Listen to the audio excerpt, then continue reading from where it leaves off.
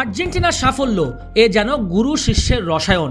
একদিকে মেসি ৮ গোল ৪ অ্যাসিস্ট, রীতিমতো individual show, big chance create করছেন একের পর এক। আর অন্যদিকে স্ক্যালোনির অ্যাটাকিং মানসিকতা। গোল হজম করার পর পারেদেসকে তুলে নামালেন নিকো গঞ্জালেসকে। নিকো নামার পর বেড়ে যায় লেফট সাইডের আক্রমণ। এরপর ডিপলকে নামালেন।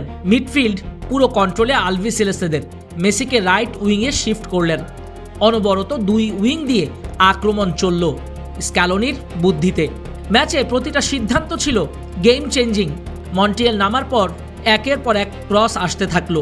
সব মিলিয়ে 3 দিকের আক্রমণে কোণ ঠাসা হয়ে গেল ইংল্যান্ড। থ্রি লায়ন্সরা হতাশ হয়েই ধরল বাড়ির পথ। মেসি স্ক্যালোনি এবার চতুর্থ ট্রফি জয়ের নেশায় মত্ত।